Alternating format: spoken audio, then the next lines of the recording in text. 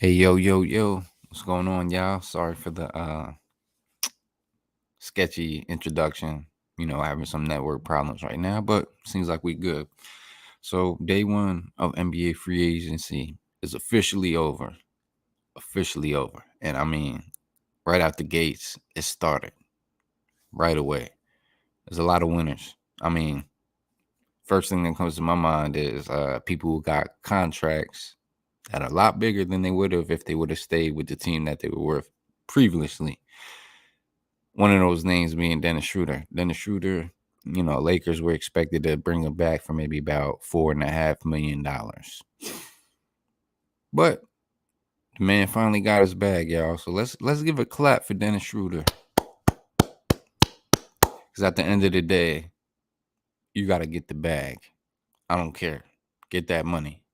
Get that money, Schroeder. So he went from possibly getting a $4.5 million contract to signing with the Houston Rockets for 2 years, $26 million. Now, the Rockets, they had a lot of room, not to say room, they had a lot of money to spend. And they didn't get a superstar, but they did get a star with Fred VanVleet on a 3-year contract worth over $130 million.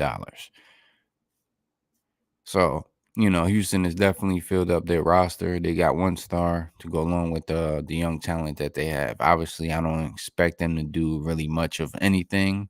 Now that young talent comes together, they may be able to make a run for the play-in, not the playoffs, but a run for the play-in. So that doesn't mean that they're gonna suck. I just think that the West is even more stacked now. Now that Houston has some formidable players to go along with that young talent. Los Angeles Lakers, they definitely won, in my opinion. I mean, they signed Torian Prince, who's on Minnesota, and Minnesota signed Troy Brown, who was last with the Lakers. Now, if you watch basketball this past season, and namely, obviously, the Lakers, you know that Troy Brown, he was a decent player, but he did not fit well, and he didn't do the job that he was supposed to when he was on the Lakers, which is be a catch and shoot 3-and-D guy. So he wasn't catching and shooting and making much of anything, especially when it mattered in the playoffs. So I think that's definitely a win for the Lakers. And then they also signed Gabriel from the Miami Heat, Vincent Gabriel, who put in a lot of work last year in the playoffs. And if I'm not mistaken, I believe his deal is 3 years, 33 million, something along those lines. So he definitely got his bag as well. So shout out to Vincent Gabriel and anybody out there who got their bag. But the Lakers definitely making moves. They definitely already improved. They re-signed Rui Hachimura for around 16 million a year. I think for 3 years equals to is a 51 because it's going to increase each year. So we got that going on. Who else do we have? You know, Obviously, the expected Draymond Green signs back to the Golden State Warriors. 4 years worth $100 million. In my opinion, that's a win for Golden State and Draymond Green. Draymond Green, in my opinion, is like the Debo of the Golden State Warriors. Right? He's like a bully. And he holds down the defense. He holds down the offense with those screens. Not too many people can set those screens and dribble handoffs to Steph Curry. I mean, they played their whole career together. So Steph Curry definitely wanted Draymond Green back so he can get them open threes. Trust me, y'all. Y'all may look at Draymond Green's stats and things of that nature, which are never, you know, eyeball popping, but the stuff that he does for Curry and for Clay with them dribble handoffs, he has one of the best IQs in basketball. So it was definitely necessary for Golden State to bring back Draymond Green, especially after they got rid of Jordan Poole. So it just goes to show you that, y'all that talk about loyalty out there, you have to look at Golden State as one of those franchises that are actually loyal to the players who put in the work. Because Draymond Green, every time he was up for an extension or new contract, he got KD up out there. He made sure of it. Sure of it. I don't know if that was his actual intention, but he got into that little altercation with Kevin Durant. From there on, Kevin Durant did not want to come back.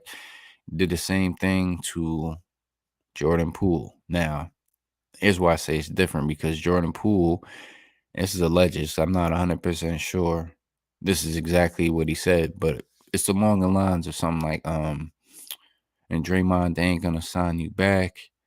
You're trash, all this type of stuff. So, it got to the point where Draymond was like, man, I'm gonna punch this dude in his face. And exactly what happened. Now, Jordan Poole, I don't know the dude personally, but he do look like an asshole. But that's the Washington Wizards problem now. So now he's gonna get more shot attempts and be able to see what he could really do as far as having no restrictions on his play. Kyle Kuzma, he goes back to the Washington Wizards. A large amount of money that he's getting. Now, that's a total win for me if I'm Kyle Kuzma, because not too many teams would have given him that contract. So get your money on, player. I ain't mad at you.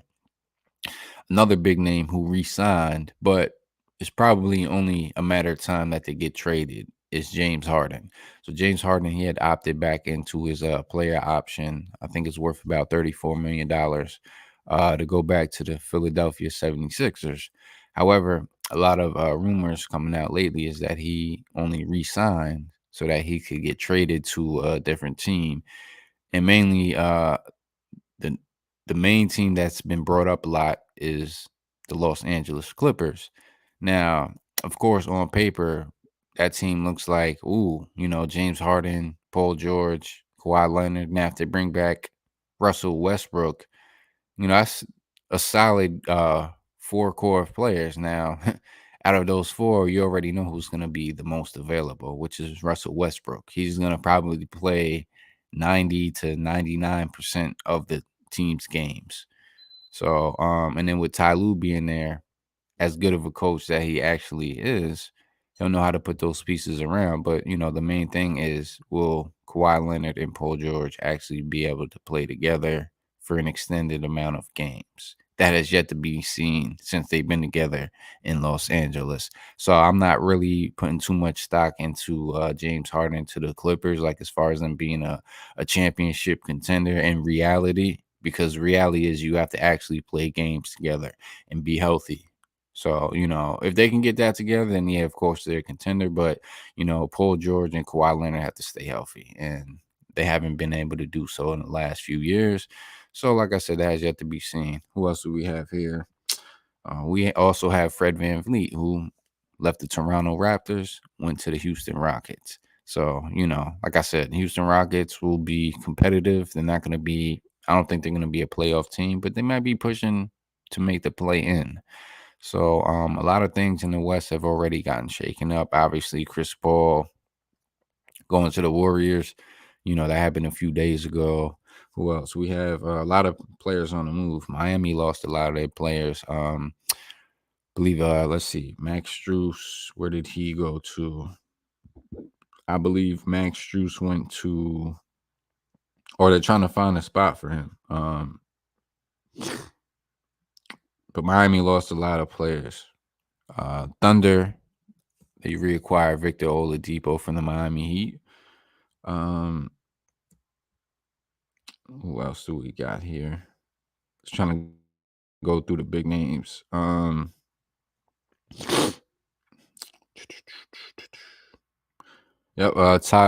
Tyrese Halliburton, of course, he signs his max extension. He's going to stay with the Pacers at least for the foreseeable future. Um, Desmond Bain, he agreed to an extension with the Grizzlies, so he's staying there as well. Dylan Brooks, he has yet to take a meeting with the Houston Rockets. See how many other teams out there want his services, because the media try to trash this man his whole career. So now hopefully if he gets a new start, he can just stay focused on basketball and really lock in, because he's a decent defender, and you can always get your shot better. Kyrie Irving, he signed back a 3-year extension with the Dallas Mavericks, worth almost $40 million a year. Definitely worth it. I don't care what the media says. Besides the pandemic and things of that, Kyrie has, for the most part, been available. So, let's not act like this guy misses 40 and 50 games every year. Brooklyn, yeah, that was a bad experiment, but, I know he likes to play basketball. Does he love to play basketball? I don't know. Maybe not for the NBA, but in general, yes. 'Cause there's a lot of politics that people don't see that go on behind the scenes. So, I'm not here to judge Kyrie on any of the decisions that he makes with his life.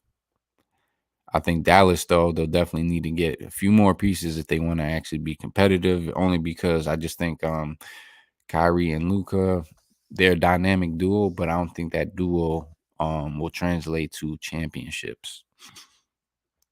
Who else we got here? I mean, Miami Heat, they did acquire Josh Richardson. That's not a big pickup, but he's a decent shooter and he can play some defense, but he is a little bit older. So I don't think he's gonna be like a key rotational player. But they lost a lot of shooting. They're gonna lose Max Strus. They lost Vincent Gabriel. So Miami, you gotta make some moves today. I don't know what's going on with that. Phoenix Suns, they added a few rotational player, Josh Okogie, amongst other names. So, for those that are talking like, oh, the Suns aren't going to have a bench. And they also brought back Damian Lee, so another shooter. That's what I'm saying. So it's like Phoenix Suns, they have two superstars, one star who could be a superstar if he stayed healthy. But three legit scorers. And you can have one on the court at all times. So I think that if Phoenix adds like a Dwight Howard and a few other pieces, I don't really see anybody beating them. And that's just being honest. I'm not a hater and I'm not a bandwagoner. I'm just calling it like it is because the Denver Nuggets won last year and they had three rotational players off the bench, mainly Bruce Brown. And shout out to Bruce Brown because he definitely won. He getting how much from Indiana? I think it's 2 years, 44 million or something like that. He definitely went to the bank, y'all. Shout out to Bruce Brown because without Bruce Brown, the Denver Nuggets are not winning the championship. He played big in the last playoff run. So, Denver Nuggets, they got some work to do because you can't just replace a player like that. And I'm not talking about like his stats because the stats aren't eye popping. They're not like 20, 10, and 5. But they were very decent, very decent. He could rebound, he could pass, and he hustles and he plays defense. And he doesn't care about how much points he gets. So now, with this new opportunity in Indiana, he's going to get a lot more shots, a lot more playing time, and a lot more leeway to actually showcase his skills. Because it's like, when you're in a system or on a team where they have superstars, you have to play a role, and he played his role well. But now, he's going to have an expanded role with a lot more opportunities, and hopefully he can get another bag after this contract. So, I mean, that's all I'm going to cover for first day of free agency because not too many other moves were made that would like actually jump out. You still got James Harden who wants to get traded. Oh, Boston Celtics, they got Kristaps Porzingis and Marcus Smart is on Memphis Grizzlies. Also, I forgot. I did forget a few. Derrick Rose on the Memphis Grizzlies. And I think that they brought in Derrick Rose mainly to like kind of be like a veteran mentor, more for Ja Morant. I mean, will that work? We don't know, but as you can see clearly, Memphis Grizzlies aren't going to give up on Ja Morant just yet. And, there's been obviously a lot of rumors about Zion Williamson possibly getting traded because he just can't seem to stay on the court. And, there's rumors going around that he's not really committed to basketball the way that a star should be. So, that was day one of NBA free agency. If I did miss anything, leave it in the comments below. I'm always open for suggestions and any topic discussions that you want to hear more about. I would love to cover. Thanks for tuning in, y'all. It's Oskino the Don. Day one of NBA free agency. It's pretty wild. Let's see what day two and so on bring. Don't forget to subscribe, hit that like button, and please leave a suggestion. I love to hear from y'all. Peace. One love.